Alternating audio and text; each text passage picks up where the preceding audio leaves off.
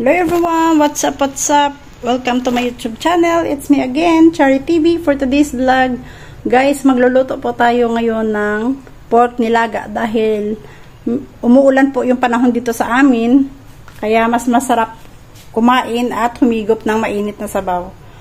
Kaya ayan guys, di na natin patagalin to, simulan na po natin. Ito yung mga sangkap na ating gagamitin guys. Yung pork, ayan, nilaga ko na po siya.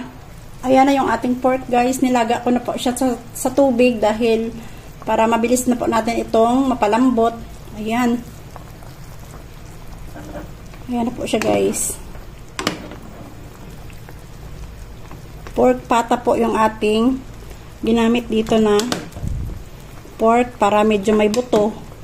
Para lalong sasarap ang kanyang lasa kapag ito ay napakuluan ng maigi at hanggang sa lumambot itong ating pork.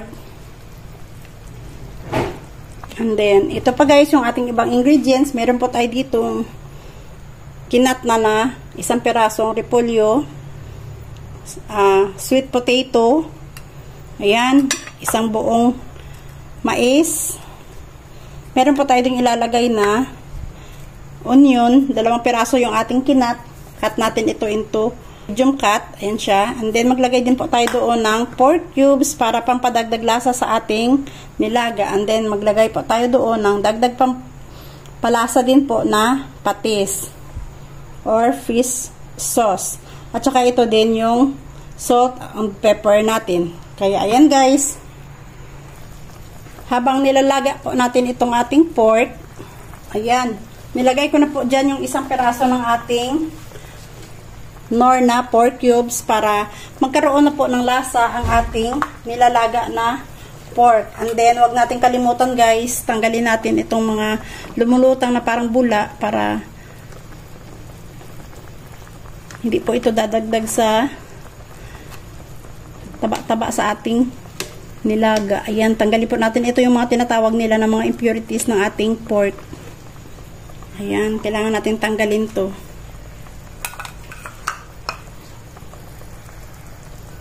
And then, dahil medyo kulang po yung ating tubig, dadagdagan natin yan mamaya para medyo magkaroon po siya ng maraming sabaw kapag nilagay na natin yung ating iba pang mga ingredients. Antayin po natin lumambot yung ating pork at sunod-sunod na po natin ilagay ang ating mga iba pang ingredients. Ayan guys, habang kumukulo, tatanggalin natin itong mga impurities niya hanggang sa mawala ito ng tuluyan habang ito ay ating nilalaga.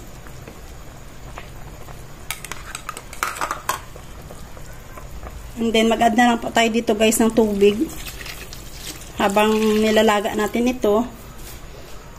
Pwede na natin ilagdag yung ating kinat na onion. And then pwede na rin natin ilagay itong ating kinat na mga mais. Ito ay fresh mais guys. Ayan siya. And then takpan po natin siya para mas mabilis itong kumulo. Ayan guys, while simmering, pwede na natin ditong i-add yung ating salt and pepper.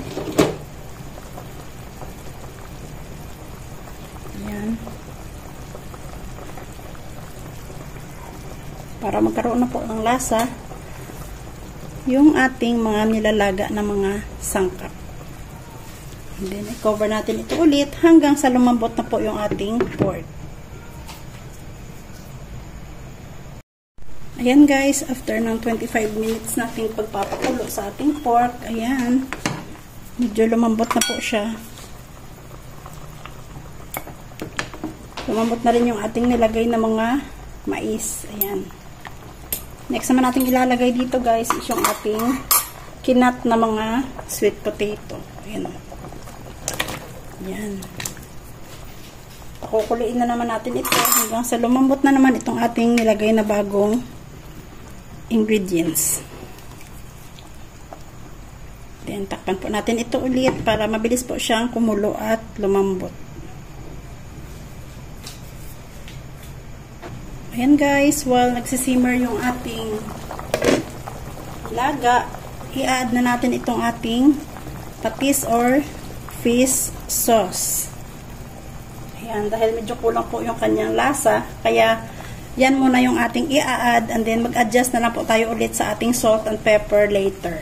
Ayan, patuloy natin ito, pakuluin hanggang sa lumambot na yung ating nilagay na sweet potato.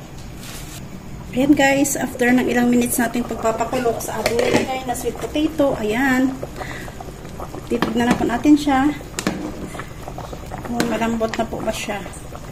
Ayan guys, tamang-tama lang po yung kanyang lambot. Next naman natin ilalagay guys is yung ating hiniwa na mga repolyo.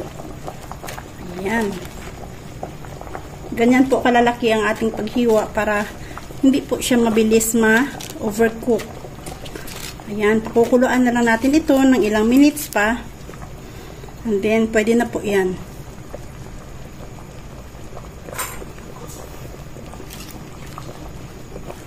Ayan. Ididip natin siya ng konti dito sa may sabaw. Siyempre, titikman natin ito para malaman natin kung enough na po ba yung kanyang lasa. Ayan.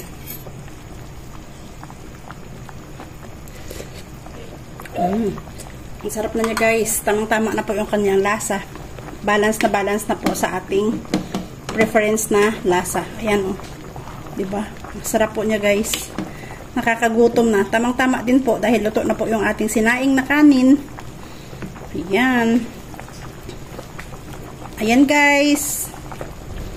Ito na po yung ating pork nilaga. Ready to serve.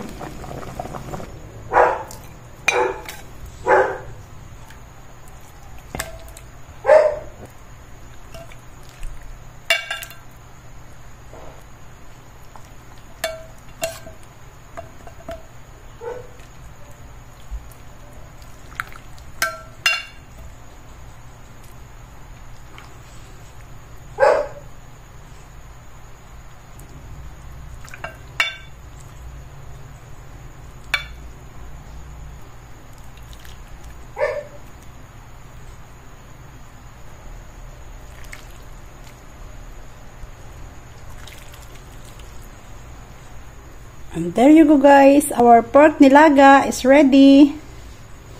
Yan na po ang ating finished product ng ating pork nilaga. Ayan guys, tara! At dyan nagtatapos ang ating vlog for today. Thank you so much for watching. Sa mga hindi pa po nakapag-subscribe, subscribe na po kayo sa aking channel and hit the notification bell para updated po kayo sa mga bago pa nating mga upload videos. Maraming salamat sa panonood. Bye!